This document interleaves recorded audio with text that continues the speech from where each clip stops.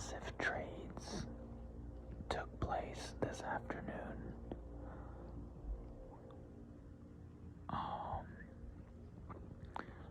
I want to give my opinions and thoughts on what I think about the trade and how it affects the teams involved, as well as their outlook on the rest of the conference, where they fit in after these trades. So the first one that I want to go over is Rudy Gobert, Defensive Player of the Year Rudy Gobert, being traded from the Jazz to the Minnesota Timberwolves. Reported by Woj.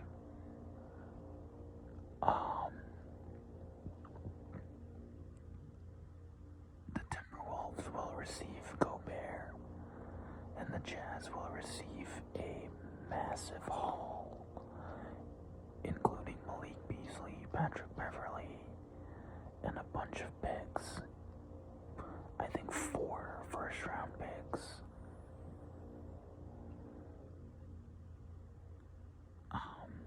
In total, the Jazz will receive 9 players for Rudy Gobert.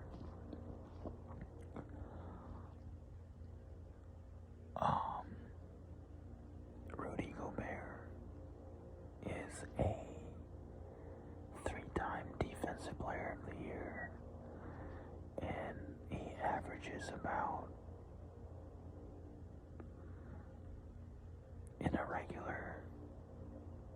in the past few years, he's averaged about 15 and 14 rebounds, and he's always a member of the first team all defense.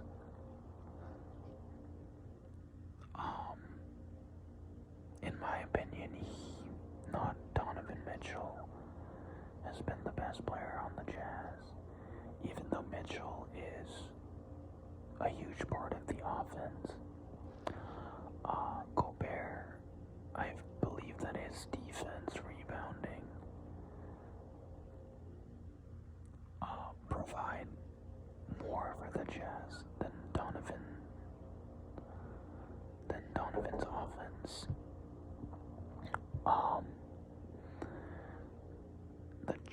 The Jazz traded for so many picks, indicating that they're heading towards a rebuild. I don't see them keeping Donovan Mitchell around for much longer. Donovan and Gobert, obviously, their relationship was strained ever since Gobert reportedly gave Mitchell COVID during the early stages of COVID. And based on their chemistry in the playoffs, there was obviously still resentment between them.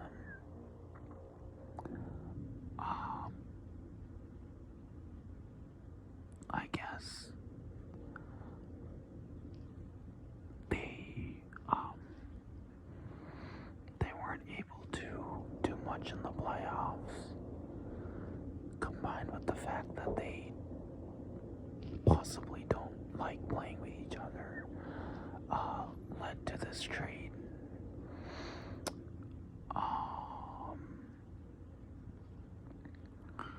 And I feel like Donovan Mitchell will be traded as well this offseason, or at least before the next trade deadline.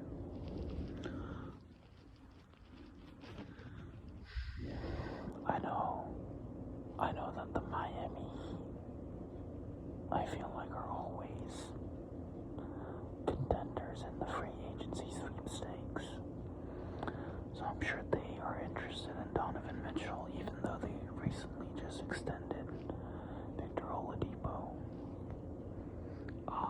Other than that, I'm not sure who else would be involved in the Donovan Mitchell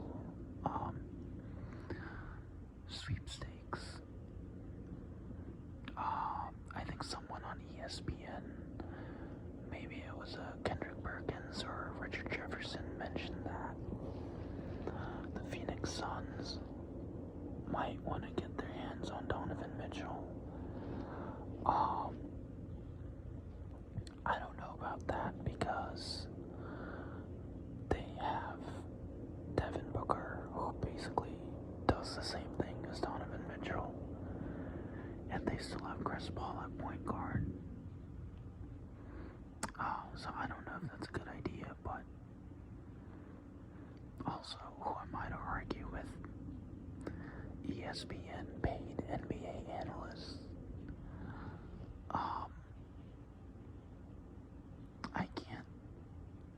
I'm not sure who. I would have to do some research, but I don't have a team in mind for Donovan Mitchell right now, even though he's obviously going to have suitors.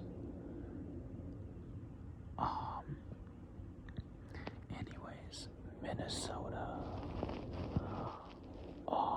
I think this was a great move for Minnesota.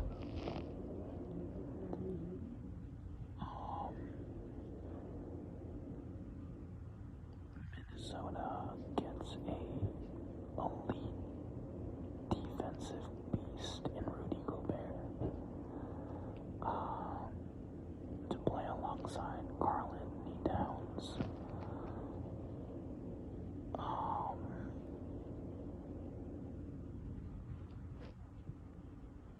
I believe that the Timberwolves were a bottom 10 defensive team in the league last year, and with Gobert's arrival, I don't see them being worse than a top 10 defensive team.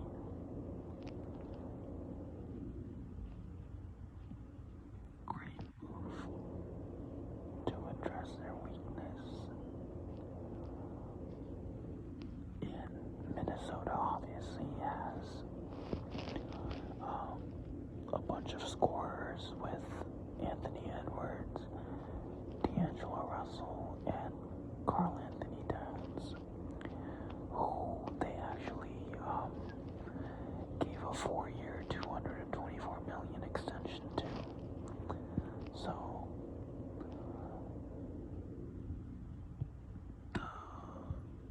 the Timberwolves look loaded for a deep playoff run. I know last year they made things difficult for the Grizzlies,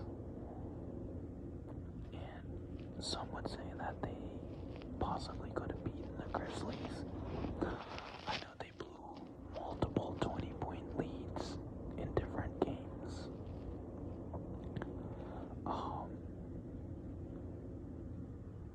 I feel like their defense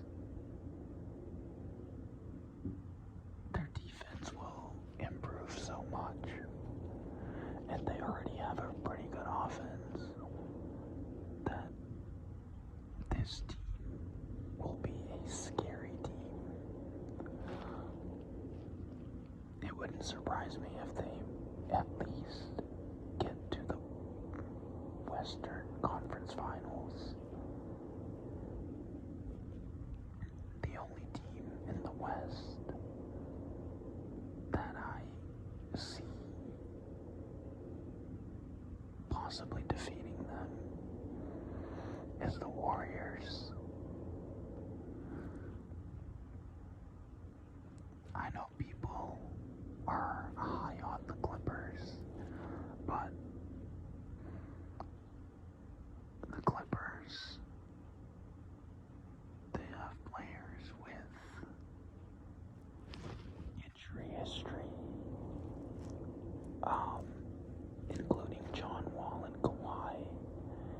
also BG. All three of them have missed chunks of their careers due to injuries. So I don't know if their health can be relied upon. Yeah, I think Minnesota is clearly the number 2 team in the West with this move. The Warriors will obviously be better next year.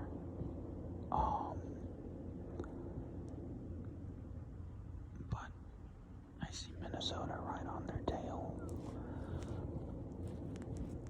The only concern for Minnesota is, will they be able to utilize Gobert against the Warriors, who sometimes deploy their small ball lineup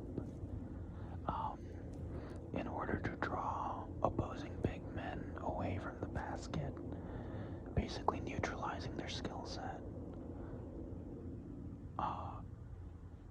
I think this method has worked on Rudy Gobert in the past. And I know that Quinn Snyder, the former coach of the Jazz, considered benching Gobert during crucial moments because he was a liability against the Warriors when they deployed their small ball lineup. Other than the Warriors, the Timberwolves should be able to beat any other team in the West.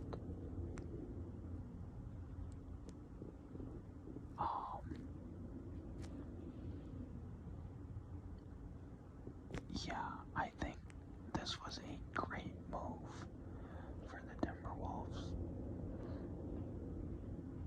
and they should be a solid team for the next 2 years at least.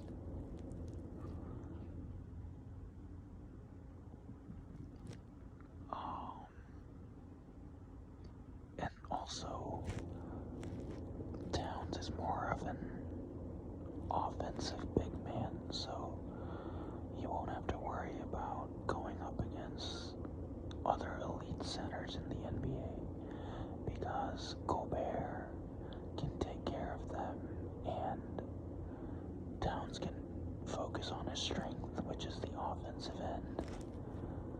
Furthermore, Towns is a